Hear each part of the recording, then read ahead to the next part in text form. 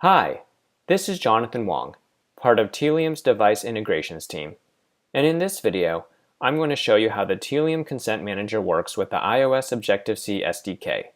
This feature allows your app to control how tracking calls are made based on a user's consent preferences. So let's get started. In your app, the latest version of the Tealium SDK includes the Tealium Consent Manager. For Android and iOS, this feature is disabled by default, but in Swift, it's automatically enabled.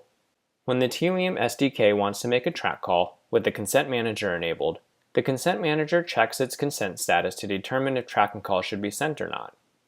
The Consent Manager has an initial consent status of unknown, since the user of your app has not granted consent or declined consent. So in this case, no track calls are sent, and they are all queued as part of the SDK.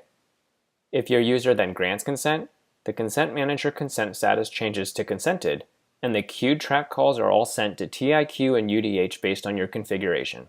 If the user of your app declines consent, the track calls that were queued are all removed from the SDK, and no track calls will be sent unless the user changes their consent status to consented. Here I have a sample app with the Tealium iOS SDK installed and Consent Manager enabled. We have the ability to make a track call. See the current consent status and consented categories of the Consent Manager. 3 different example UIs built around Consent Manager.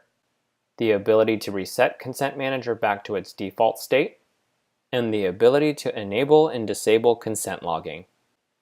When an app starts Consent Manager for the first time, the Consent Manager's consent status is unknown, and the SDK queues the track calls. As can be seen in the console, the track call is not sent, and we will queue the track calls until consent is known. If we go to our Preferences List view controller, we have a list of the individual consent categories that Tealium supports that a user can explicitly consent to. If we opt into Analytics, we can see that our queued track calls were sent along with the categories that a user has opted into, in our case, Analytics. Let's go back to the home screen and make a track call. In the console, we are able to see that Analytics was sent as part of our track call. Our second example uses a slider to determine the level of tracking that a user is comfortable with. At its peak, the user has opted into all categories. If the user prefers to only be tracked for performance, the demo app sets Analytics, Monitoring, Big Data, Mobile, and CRM for the user's consent categories. If we then make a track call, we can see that those categories are yet again sent as part of the track call. In our third example, we have a simple grant consent and decline consent option.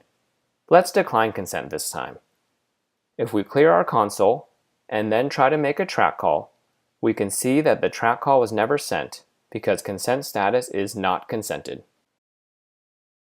Let's take a look at another feature of Consent Manager called consent logging. With this feature enabled, whenever a user's consent preferences like the categories or consent status is changed, a track call is made showing those changes. So now if we go into Preferences List view controller and decide to opt into Display Ads, we see that a track call is made with that category change. This concludes our demo of Tealium Consent Manager. I hope you enjoyed this video, and for any further questions, please feel free to visit Tealium Learning Community. Thank you.